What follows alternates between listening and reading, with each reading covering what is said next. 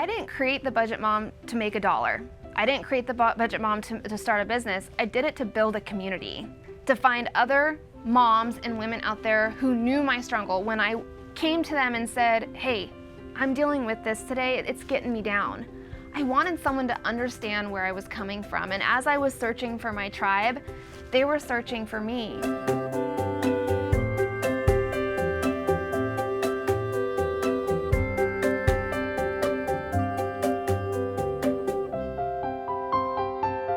My name is Kimiko Love, and I am the creator and owner of thebudgetmom.com, and I'm also an accredited financial counselor. So the Budget Mom was really inspired by essentially my struggle with money management. So I created my first blog post in 2016, basically out of desperation, just wanting to share information, and essentially that's when the Budget Mom was born.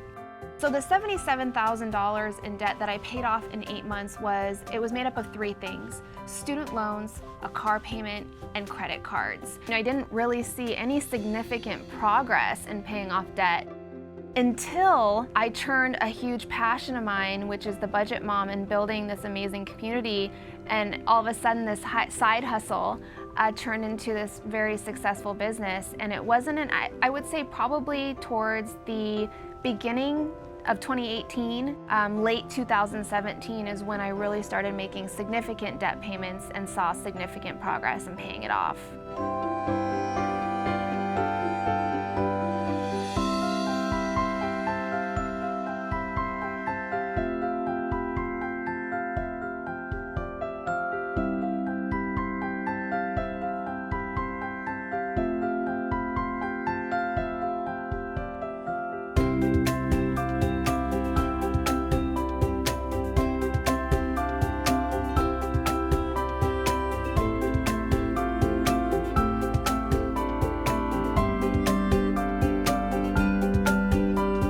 This was the key to my success. This was my aha moment. And I took them all and I wrapped them all up into one system, which I now call the budget by paycheck method. And it's what I use and I still use it to budget my money every single time I am paid. And it's essentially the one thing that kept me dedicated and on track to pay off my debt. So it's the calendar method, it's the paycheck method, and it's the cash envelope method. Of course, wrapped into a bunch of other little steps along the way, a step-by-step process.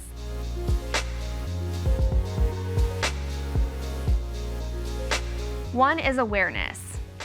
It's time to open up your eyes and look at what your spending is telling you. In fact, until you know where your dollars are going, until you are tracking your spending, I don't feel like anyone should even start writing numbers on a piece of paper for their budget. Number 2, when it comes to paying off debt, is discovering your why. Now, I am talking about your purpose on this journey, that one thing where giving up is no longer an option. You should feel so much emotion that it lights a fire under you. That's what your purpose should mean to you, because you're gonna get to those days where it's like, what's the point? The next thing I think is knowing that it's a self-discovery journey.